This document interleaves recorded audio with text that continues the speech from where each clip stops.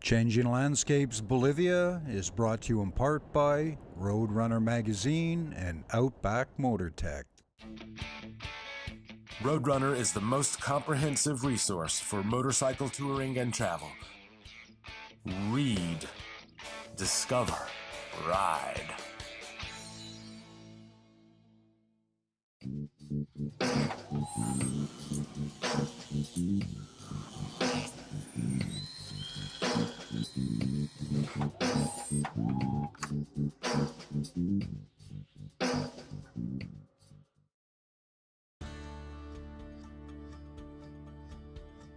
Take a landscape artist from Canada, Dominik and Put him on a motorcycle.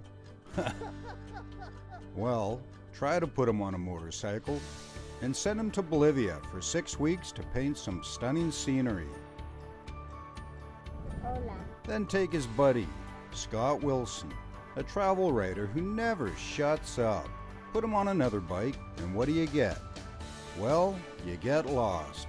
You see, the GPS stopped working and the map wasn't worth a crap. Having said that, when they got lost well. They met some great people, ate some fantastic food, and saw what they came for. Changing landscapes.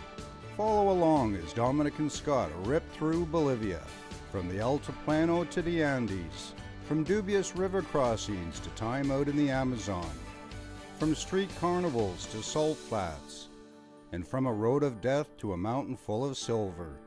Bolivia is a dream, an old-fashioned dream full of grinning characters, stodgy food, and where adventure is the norm. It's one of those places you'll want to go back to over and over and over again.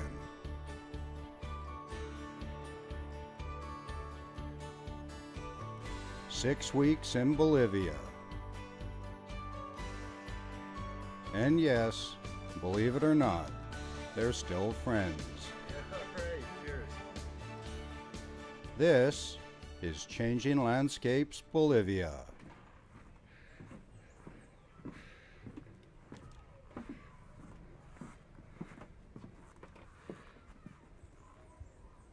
Good day, Mr. Modlinski. Good day, Mr. Wilson. How are you today? Well, tired, but good, in a good mood. We got to Coroico, which is just north of La Paz, just before the road of death, and we're just enjoying the beautiful view. I'm taking some time off just to relax, decompress from the constant bouncing and doing the beautiful paintings of the beautiful vista here, looking down the valley. Sometimes it's good just to sit down and even use the hotel patio, because the body sometimes can't keep up with the mind. You know? So today is more of a relaxing day, and I'm just staying put. We have a long journey ahead of us again towards the salt flats. So yeah, time is flying pretty fast when you're on the road and you're doing so many adventurous things. Yeah, I gotta say, this is the first time I've seen you paint from a deck. Even the painting journey guy sometimes paints from the deck. Not very often. Not very often. Well, you got to, though. I mean, you know, we've been on the road almost a month now, and there's been a lot of physical riding. There's been a jungle trip, 3 days in the jungle. You know, you can't be traveling every day. You have to stop, and what a beautiful spot to decompress, eh? Oh yeah, we are in this spectacular place. Probably one of the best hotels we stayed so far. It actually has running water with a hot water, Wi-Fi, nice restaurant, and it's just very quiet. Today is a fiesta weekend in Coroico because it's the anniversary of its inception. So yeah, the locals are pretty busy playing the music in downtown here. Probably in the evening it will be much busier.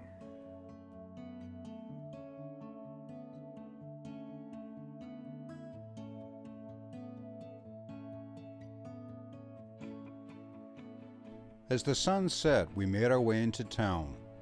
Coroico, a Spanish colonial hilltop town, was a beautiful spot for some R&R. Nestled in the Yungas at 1,600 meters, its roots are based in gold mining, though today it acts more as a distribution hub for surrounding communities. We lucked out with our timing as we arrived on October 20th, which coincided with our 203rd anniversary. We soon got caught up in the festivities, and our time wasn't spent nosing around museums, but wandering the streets as the festival played out. If there was one thing that was really starting to shine through on our trip to Bolivia, it was how much the people loved to socialize. They put the town squares to good use, and Coroico was no exception.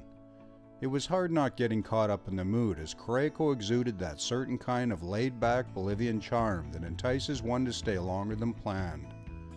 And besides, there was a party going on.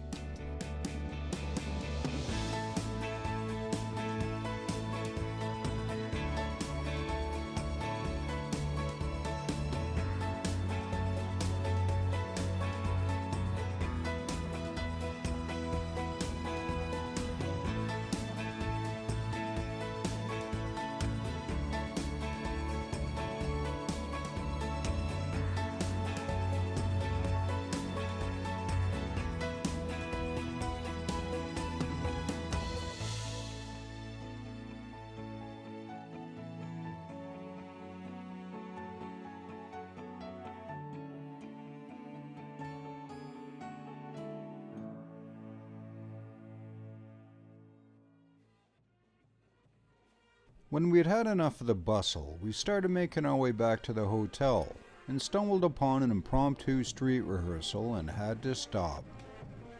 These Bolivians sure knew how to enjoy themselves.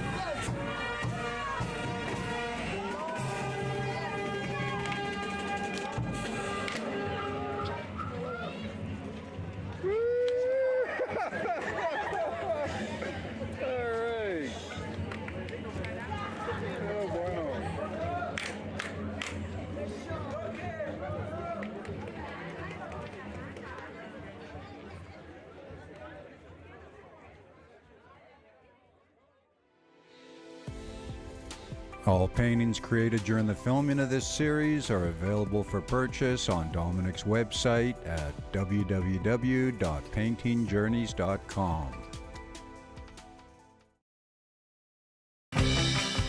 If you're enjoying the show and would like to contribute to future free programming, why not become a patron at patreon.com/Nomadic Bull.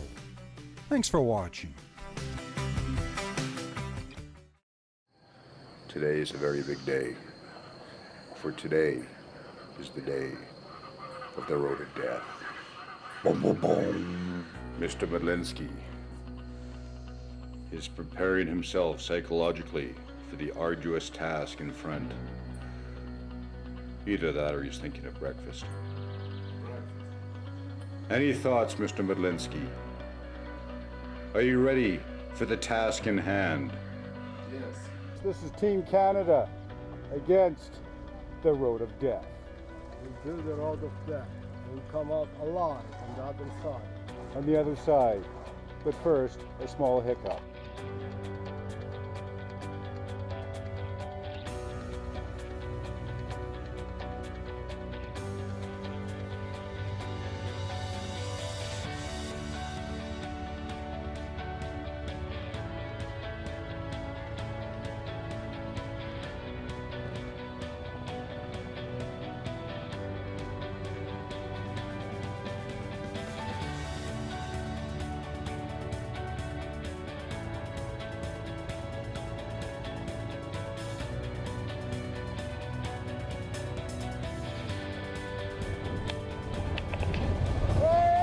Beautiful day in Bolivia.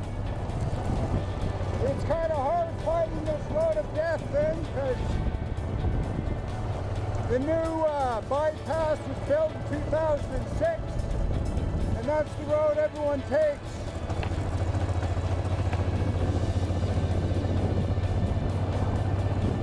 So this is basically just the beginning. So once again we're on the wrong side of the road according to the signs, and I finally figured out, at least I think why, is so the traffic on the outside, the driver is on the outside so he can see the cliff sides, so he knows exactly where the outside tracks of his wheels are. So I think that's the only reason I can come up with.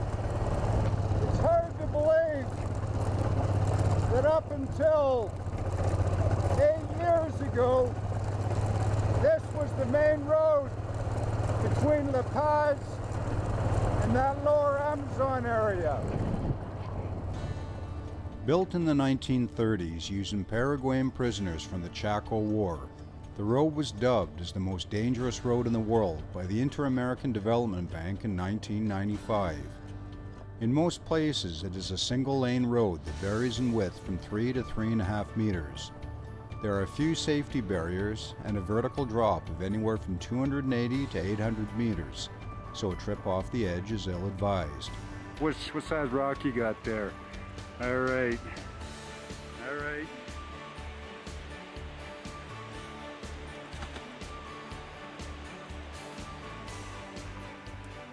This is awesome. The road of death. The road of death. It is one of the few places in Bolivia where drivers are required to keep to the left side of the road and all upbound traffic has the right of way. So what I like to do is take my zoom, just walk away from it and then zoom it with the silhouette of a person on a motorcycle, both of us, okay? I'll just give you a heads up of the creative idea that's coming. So you're in a loop. This man is full of creativity. This is good. It's all the green, man. It's the coca leaves. Finding the road can be a little tricky. The upper starting point is via the new bypass, while the lower point is through the small town of Yolosa, close to Coroico. The road itself is 64 kilometers long, with a vertical drop of around 2,500 meters. To ride the road costs 25 Bolivianos, around $4. The proceeds go towards maintenance, the ambulance service, signs, viewpoints, and restrooms. I have to say the money is well spent, and they're doing a great job of preventing a piece of history from being decommissioned. So I was riding up the road and then Dominik flagged me back and he said this was the money shot here because you got this big honking cliff right here. But I'm not sure whether he was talking about that or this. So is this the Polish way to park a motorcycle? Yeah, well, slightly on the angle.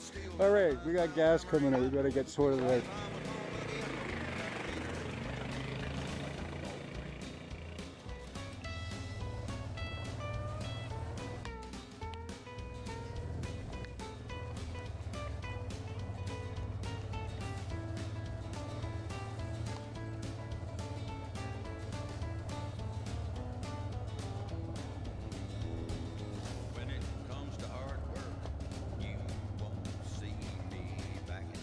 This really is pretty sweet. You know, this road, they say it's, you know, the world's most dangerous road, whatever. You know, I mean, personally, the road coming up to Coroico that they haven't got the bypass built for yet is definitely more dangerous because of the traffic and the dust and the sense of urgency. But this road, I mean, obviously if you go off the side, you're going to die. But it's an absolutely spectacular, peaceful ride. When you have these little areas like this waterfall and a curtain of water coming off the rock. It's beautiful. Hola! Today, the road is not traveled so much by vehicles as by mountain bikers. The Bolivian government has done a great job at marketing the road to adrenaline junkies, and many bike operators based out of La Paz bring bikers from around the world to conquer it.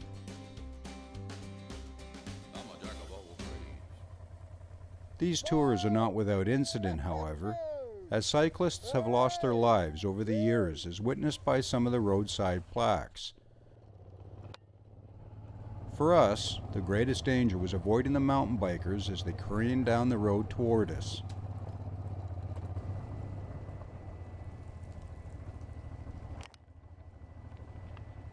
So, is it the most dangerous road in the world?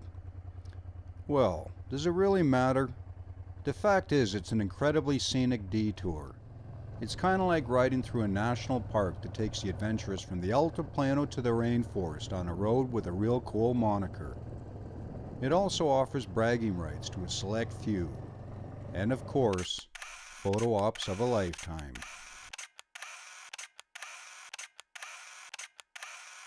Mr. Modlinski! Well, one thing off the bucket list, that's for sure. All right, this is Team Canada in Bolivia.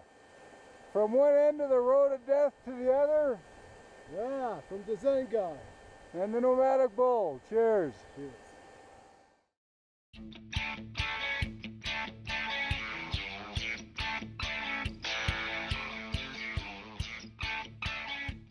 Expertly planned tours complete with maps, GPS files, and area information. Roadrunner is the most comprehensive resource for motorcycle touring and travel. Read, discover, ride.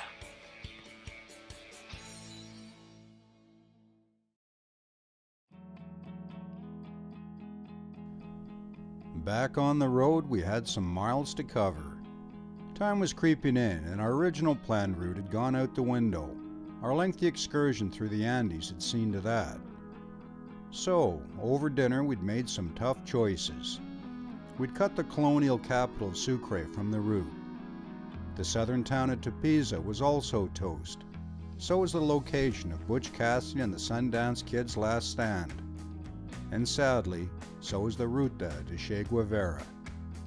In the end, we decided on Potosi and the Salt Flats. They were too hard to resist, so that's where we're headed now. We'd ride there, then turn the bikes around, then head back to Peru. The cut stung some, but there's nothing like a spectacular road to temper the wounds. So we kept on riding.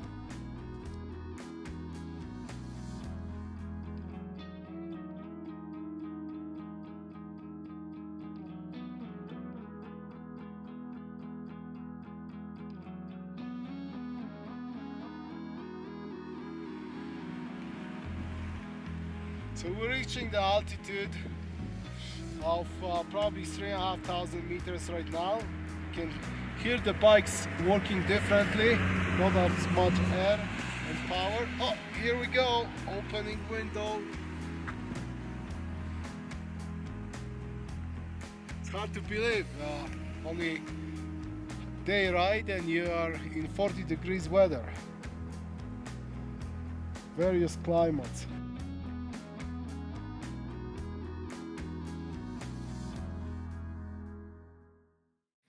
And I gotta tell you, we're climbing fast, it's getting cold, and the mist has set in, and it's absolutely spectacular. The mountains, the mountains are to die for. They're incredible.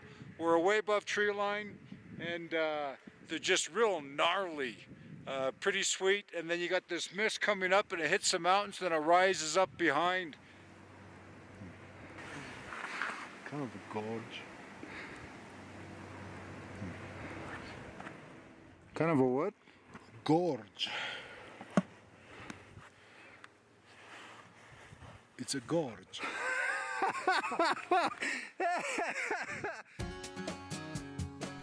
The capital city of La Paz sits in a giant topographical bowl on the edge of the Altiplano. The road we took through the mountains empties into the bottom of that bowl, which made life interesting as we tried to climb to the rim to get back out. Our GPS got us halfway through, then got confused and called it a day. 3 times we climbed toward the rim, only to be denied by dead ends. The hills in some sections were so steep that I had to ride the clutch in first gear, something I've never had to do before in a motorcycle.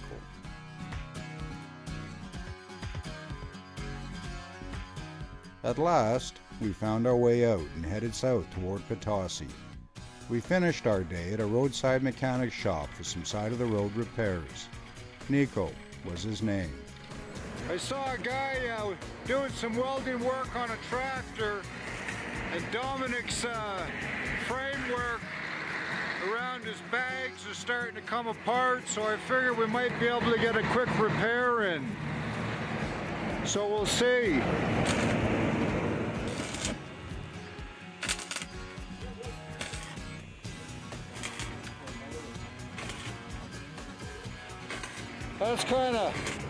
That's kind of how you do a roadside repair in Bolivia. The guy wants 10 Bolivianas. Hey, what, Noma? Noma? Huh? Noma? Nico! Hey, Nico!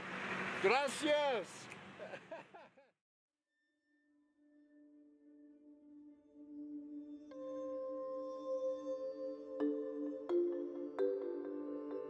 Join us next time as we visit the spectacular city of Potosi. We'll hit the miners' market. You see, dynamite is this gray one. It's very soft. Then we'll head underground to explore the silver mines.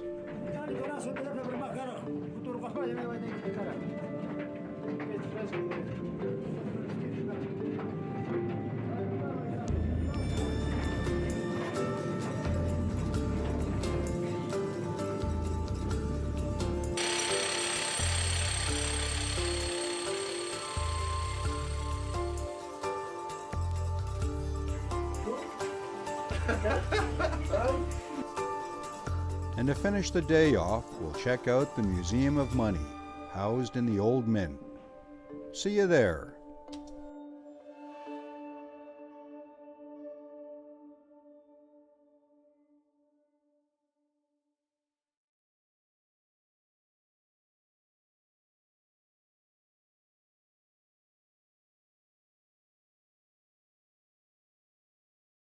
And if you enjoyed this show, here's a trailer for our upcoming Vancouver Island series.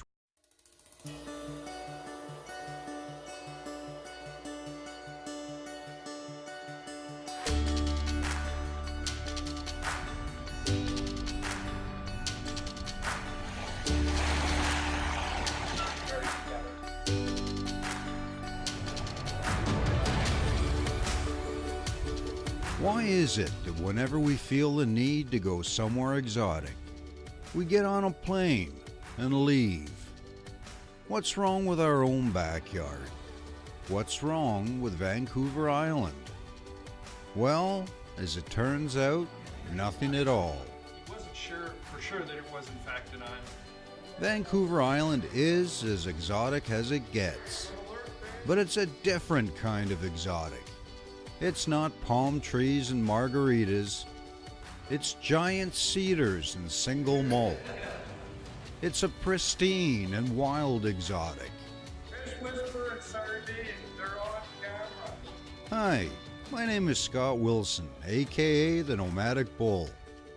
Join me and my good buddy, Dominik Medlinski, the Zen Guide, as we explore our island. 54 and 50. We'll head up north and meet Joey and learn about Cole Harbor. We'll take in a potlatch in Alert Bay and we'll ride the rails in Port Alberni. And maybe we'll just have a tipple or two. We'll meet great locals, hear fascinating stories, ride through stunning scenery, and wallow in a beautiful wilderness setting.